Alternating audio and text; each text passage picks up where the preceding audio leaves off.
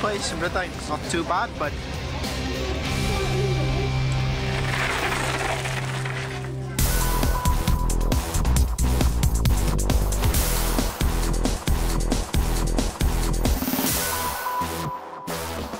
da ni yn Heathrow Airport. Mae ges i byw o fi, ar bond unwaith eto.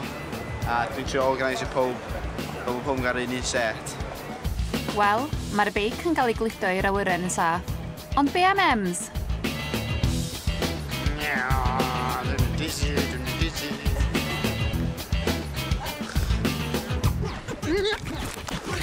Fel ydych chi'n gweld, dwi'n yr airport a dwi'n newydd cyn dosol. Taith 8 awr o flaen Ems felly, o Lundan i Quebec, Canada.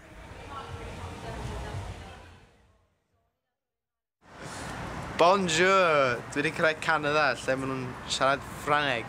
Dwi eisiau cipio yma yn y Travelodge thing ma heno, a da ni'n mynd i trycio fyny Montanan fory, mae tua 4 awr i ffwrdd. Mae jet lag wedi chwynnu ti fi, a mae plane reit uwch ben fi wan. So, dwi'n mynd gwely!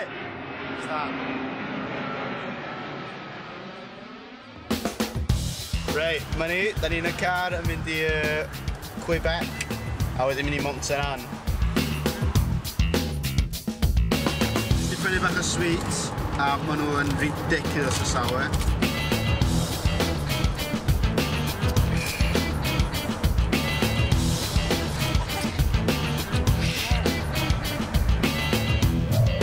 Croeso i Montanan. Mae'n bwrw yma ddo. Mae'n expected bach o haul. Ond dyna ni, dyna fi umbrella fi. Neis iawn. A dwi'n mynd gyda'r track. Let's go. Dwi jyst i cyrraedd top, a mae actually ddim yn bwrw, so bach yn cheesed off with the umbrella all over efo fi, am ddim byd. Felly ffwrdd ag Ems, Gareth a Joe i weld beth sydd gan y trac i'w gynnig. Mae'n hanfodol i'r beicwyr gerdded y trac cyn yr ymarfer, mwyn cael gweld pa beryglon a rhwystrau sydd o'i blaenau.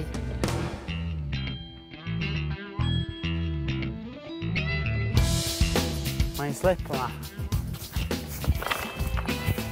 We actually got to stop to get a break and get the track and do it in that point.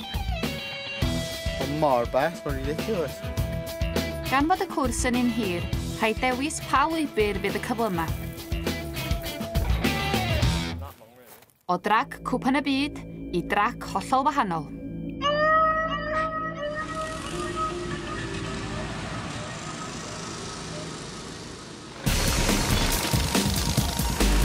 Beth bynnag maen nhw'n neud, di'r hogia methu peidio cystadlu yn erbyn ei gilydd.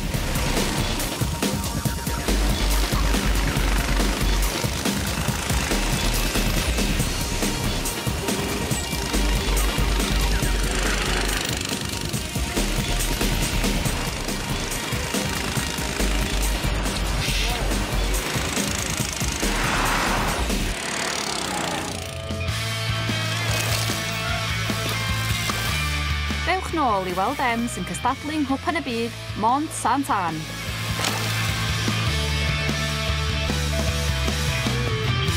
Oh, massive, on insane.